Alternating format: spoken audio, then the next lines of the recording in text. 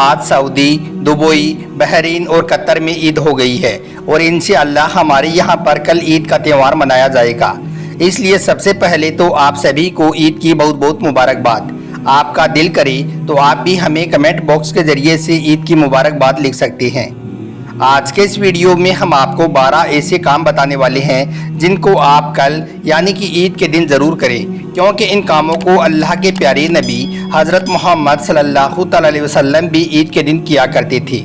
इसलिए आज का हमारा यह वीडियो आप सभी के लिए बहुत खास है। आप इसको आखिर तक ज़रूर देखें और मेहरबानी करके शेयर भी कर दें ताकि और भी लोगों के पास में यह वीडियो पहुंच जाए। तो चलिए दोस्तों शुरू करते हैं।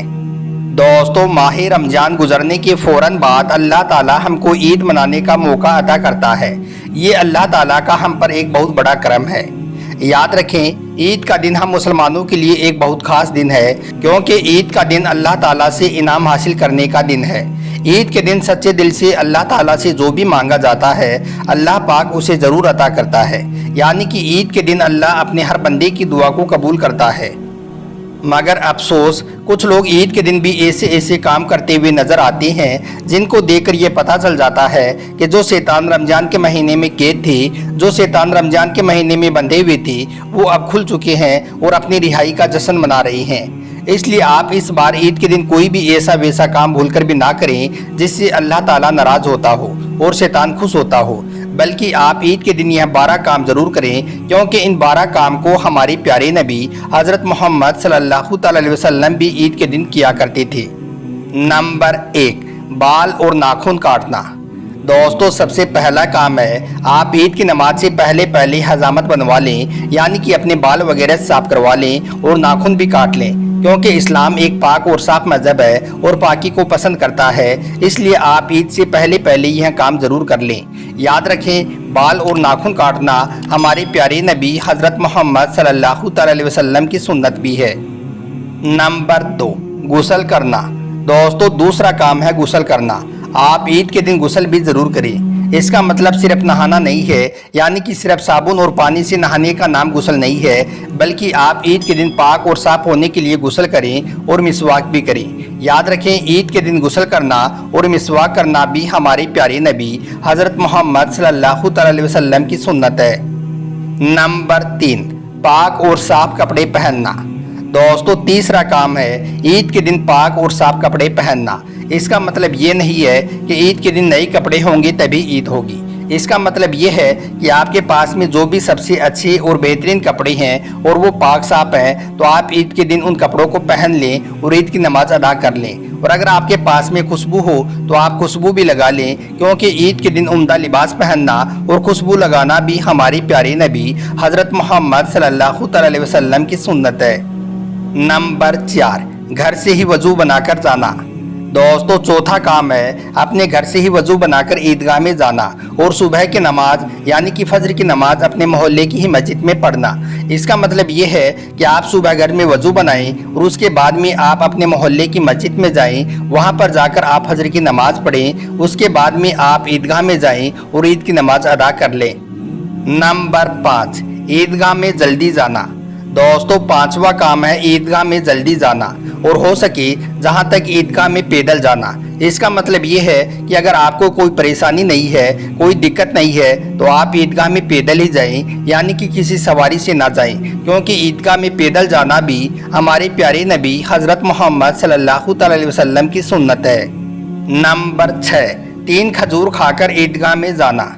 दोस्तों, छठा काम है ईदगाह में कुछ खजूर या 3 खजूर खाकर जाना, क्योंकि ईद के दिन कुछ खजूर खाकर भी ईदगाह में नमाज के लिए जाना हमारे प्यारे नबी हज़रत मोहम्मद सल्लल्लाहु अलैहि वसल्लम की सुन्नत है। आप ईद के दिन 3 खजूर खाकर ईदगाह में जाना पसंद फरमाते थे, इसलिए हमको भी चाहिए कि हम भी ईद के दिन ईदगाह में 3 खजूर खाकर जाएं। नंबर 7, ईद की नमाज से पहले फितरा अदा कर दें। दोस्तों, 7वां काम ये है कि अगर आपने अभी तक सदकाई फित्र अदा नहीं किया है तो आप ईद से पहले अदा कर दें, क्योंकि ईद की नमाज से पहले सदकाई फित्र अदा करना भी हमारे प्यारे नबी हज़रत मोहम्मद सल्लल्लाहु अलैहि वसल्लम की सुन्नत है। नंबर 8, ईदगाह में तकबीर कहते हुए जाना। दोस्तों, 8वां काम यह है कि आप ईद के दिन जब भी ईदगाह में जाएं तो पूरे रास्ते तकबीर पढ़ते हुए जाएं, क्योंकि ईद के दिन घर से नमाज की अदायगी तक बुलंद आवाज़ से तकबीरात पढ़ना भी हमारे प्यारे नबी हज़रत मोहम्मद सल्लल्लाहु अलैहि वसल्लम की सुन्नत है। इसलिए ईद के दिन आप जब भी नमाज पढ़ने के लिए जाएं तो पूरा रास्ते आप अल्लाहु अकबर का विर्द करते हुए जाएं। नंबर 9, गरीबों की मदद करना। दोस्तों, 9वां काम है ईद के दिन दिल खोलकर गरीबों की मदद करना, यानी कि ज़रूरतमंदों की हेल्प करना। क्योंकि याद रखें, ईद के दिन गरीबों की मदद करना भी हमारे प्यारे नबी हज़रत मोहम्मद सल्लल्लाहु अलैहि वसल्लम की सुन्नत है।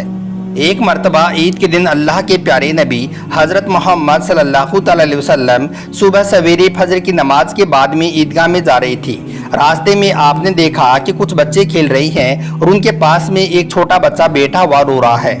यह देखकर आप गमज़दा हो गई, इसलिए फ़ौरन आप उस बच्चे के पास गई और उससे रोने की वजह पूछने लगी।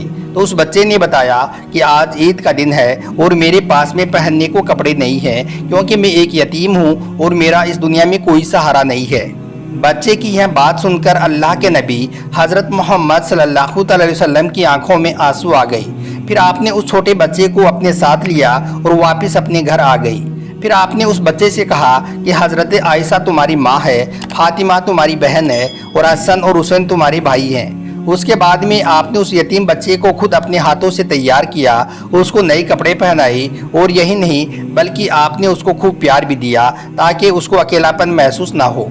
उसके बाद आप सल्लल्लाहु अलैहि वसल्लम ने उस यतीम बच्चे को अपने कंधों पर बिठाया और मक्का की गलियों से गुजरते हुए ईदगाह की तरफ ले जाने लगी। रास्ते में वो बच्चा ज़ोर ज़ोर से कहने लगा, आज ईद का दिन है, आयशा मेरी माँ है, फातिमा मेरी बहन है। यानी कि उस यतीम बच्चे को इतनी ज़्यादा खुशी हुई कि वो पूरे रास्ते इस तरह से सबको बताते हुए ईदगाह की तरफ जा रहा था। तो दोस्तों, सही मायने में ईद का मतलब भी यही होता है कि आप हमेशा खुश रहो और दूसरों को भी हमेशा खुश रखो और ईद के दिन गरीबों और यतीमों की खुशियों का भी ख्याल रखो, यानी कि गरीब लोगों की भी मदद करो। इसलिए हमारे यहाँ पर कल ईद है। ईद के दिन आप भी गरीब लोगों का ज़रूर ख्याल रखें और कल आप भी गरीबों और बेसहारा लोगों की दिल खोलकर मदद करें। याद रखें, ईद के दिन गरीबों की मदद करना भी हमारे प्यारे नबी की एक अहम सुन्नत है। नंबर 10, खुतबा गौर से सुनना। दोस्तों, 10वां काम है ईद के दिन खुतबे को गौर से सुनना। मगर कुछ लोग क्या करते हैं कि वो ईद के दिन 2 रकात नमाज पढ़कर निकल जाते हैं, खुतबे को नहीं सुनते हैं, और अगर सुनते हैं तो वो गौर से नहीं सुनते हैं। इसलिए आप ऐसी गलती भी ईद के दिन ना करें। आप ईद के दिन खुतबा भी गौर से और ध्यान से सुने। नंबर 11, मुसाफा करना। दोस्तों, 11वां काम है ईद के दिन मुसाफा करना और ईद की मुबारकबाद देना। क्योंकि याद रखें, ईद के दिन मुसाफा करना और ईद की मुबारकबाद देना भी हमारे प्यारे नबी हज़रत मोहम्मद सल्लल्लाहु अलैहि वसल्लम की सुन्नत है।